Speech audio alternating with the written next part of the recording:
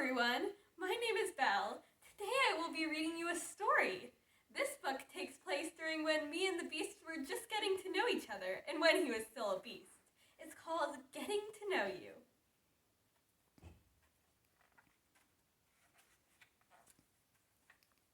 Maybe the Beast has a heart after all, I thought.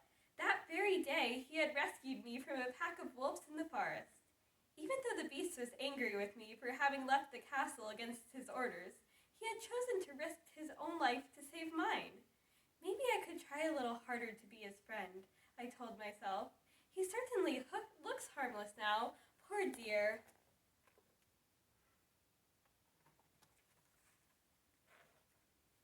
Mrs. Potts, Lumiere, and Cogsworth were hopeful.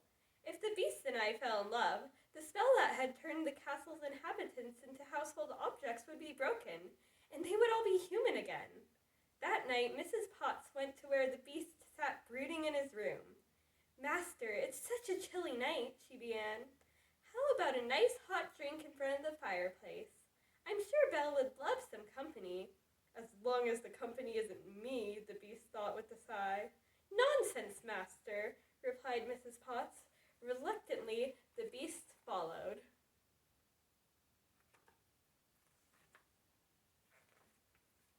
The Beast stomped into the sitting room and settled himself in a chair. I looked up.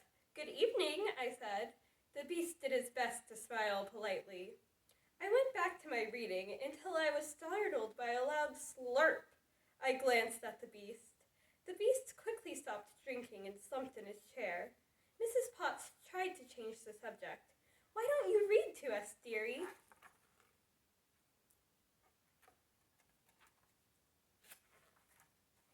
"Once upon a time there was an old woodcutter," I began. "That sounds so boring," interrupted the Beast. Mrs. Potts asked gently, "Is there another story, Belle?" I flipped through the pages until I found a tale filled with fire-breathing dragons and brave knights. The Beast sat on the edge of his seat, listening to every word, and when he started to drink his tea again, he took care to sip instead of slurp.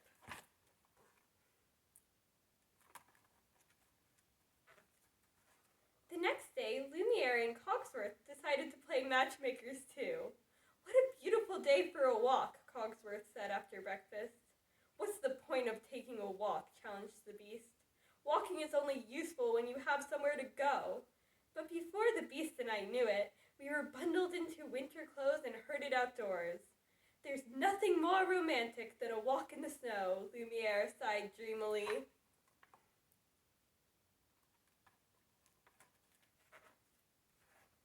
We walked along in uncomfortable silence. Then we came to a mud puddle. A gentleman would carry me over, I thought. Clearly the Beast wouldn't. "Oh well, here I go," I thought as I waded through the mud.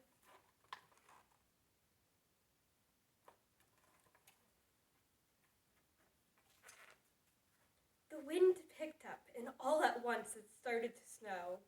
"It looks as if a bad storm is coming," the Beast warned. "We'd better get back while we can still see where we're going." Quite unexpectedly, the Beast took my hand. "Follow me," he commanded, leading me through the blizzard. Lumiere and Cogsworth were watching out the window as us two approached. My hand was firmly grasping the Beast's paw. "How romantic!" exclaimed Lumiere.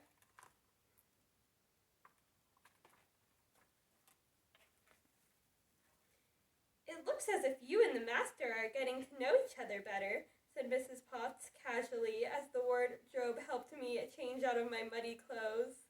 I hesitated. "I suppose. There is so much about him that's gruff and rude, yet he's full of surprises."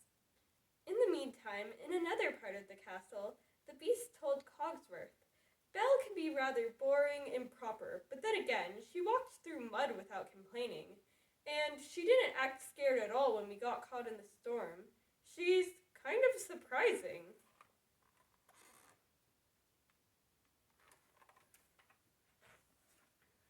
That afternoon, Mrs. Potts prepared a lovely picnic lunch and served it in the greenhouse of the castle. "Remember, master," Lumiere coached the Beast beforehand, "young ladies appreciate politeness. Try to be understanding, Belle, begged Mrs. Potts in another room. The master's manners aren't always what they should be, but he's trying. Finally, at the table, I smiled, and the beast grinned unconvincingly. Both of us were trying to be on the best of our behavior.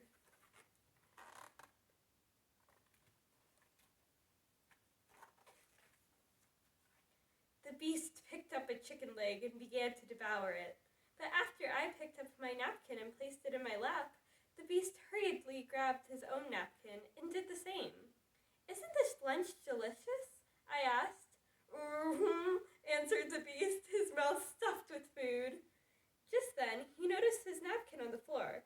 He ducked down to retrieve it, but accidentally tipped the table over as he tried to sit back up. A roll went shooting off the beast's plate and over towards me. "Uh-oh," thought the beast. Even though he knew that throwing food was not polite, he was about to apologize when he saw a playful smile on my face, and to his surprise, I pitched the roll right back over the table at him.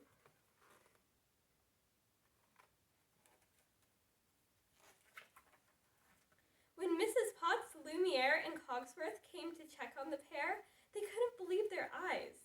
The room was a mess, and even more peculiar, the beast and I were laughing. Mrs. Potts smiled knowingly. I think they discovered what we forgot. The real way to make friends is to relax and be yourself. Thank you so much for listening to my story, and I hope that you have a magical day.